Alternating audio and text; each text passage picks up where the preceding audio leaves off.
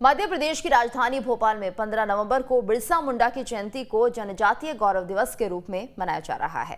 इसमें पीएम मोदी शिरकत करेंगे, जिसको लेकर तैयारियां जोरों पर है। तो वहीं जनजातीय गौरव दिवस को लेकर सियासत भी हो रही है। आदिवासियों को मनाने में जुटी बीजेपी। 15 नवंबर को भव्य कार्यक्रम की तैयारी। प्रधानमंत्री आदिवासियों को देंगे कई सौगात। 2023 के दंगल में आदिवासी किसका देंगे साथ?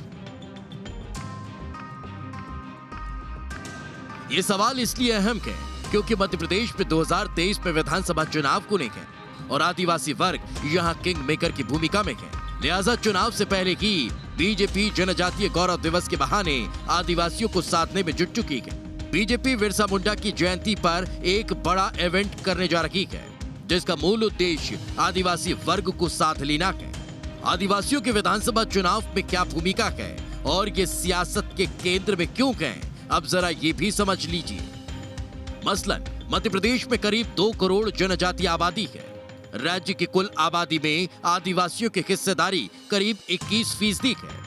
मध्य प्रदेश की 230 विधानसभा सीटों में से 47 सीटें अनुसूचित जाति के लिए आरक्षित हैं।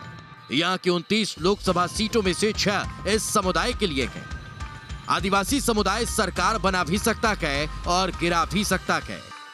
ये बात सियासी दलों के ज़हन में है। आदिवासियों की मध्य प्रदेश में बड़ी हिस्सेदारी है, लिहाजा चुनाव से पहले ही बीजेपी आदिवासी वोट बैंक पर सेंधमारी करने में जुटी है, जिसका शुभारंभ 15 नवंबर को होने जा रहा है। जनजातीय गौरव दिवस के आयोजन में प्रदेश भर के हर जिले से 25,000 आदिवासियों को भोपाल लाने का लक्ष्य है।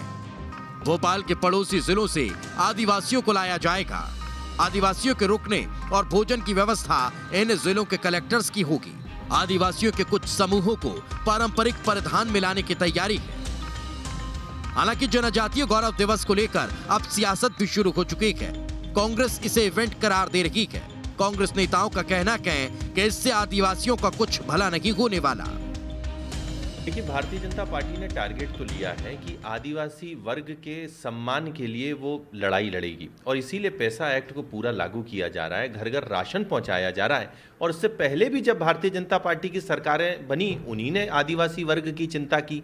बाद बाकी ये जो समाज है वो किसी टारगेट से नहीं, अपितु जब जनप्रियता की पराकाष्ठा लिए जब नेता आते हैं तो उनके सम्मान में स्वयं खिंचा चला आता है। जब उनके आदिवासी गौरव दिवस को जोर शोर से मनाया जाएगा, जब भगवान बिरसा मुंडा की जयंती के दिन आदिवासियों का सम्मान किया जाएगा, तो मध्य प्रदेश का हर एक आदिवासी उस कार्यक्रम में शिरकत करना चाहेगा। वो कार्यक्रम अगर उनका है तो वो उनकी अपनी नीति है, लेकिन मैंने आपको जो हमारे वर्ग के बारे में, जिससे कि मैंने आपको बताया है कि मैं खुद भी आदिवासी वर्ग से आता हूं, इसलिए मैं मेरे वर्ग को और मेरे जाति बंधुओं को, मैं उनके स्वभाव को, उनके नेचर को, उनके संस्कारों को, उनकी संस्कृति को बहुत अच्छे से मैं समझता हूं, मैं जानता हूं।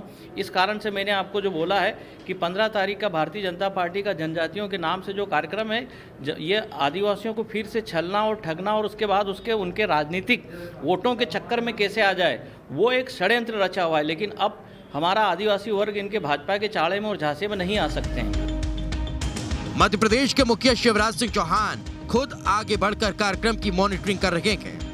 राज्य सरकार और बीजेपी दोनों का फोकस कार्यक्रम के संख्या बल पर है। देखना होगा कि कार्यक्रम के जरिए बीजेपी आदिवासी समीकरण साधने में कितना सफल हो पाती है। भोपाल से नितेंद्र शर्मा के साथ टीम न्यूज़ स्टेट।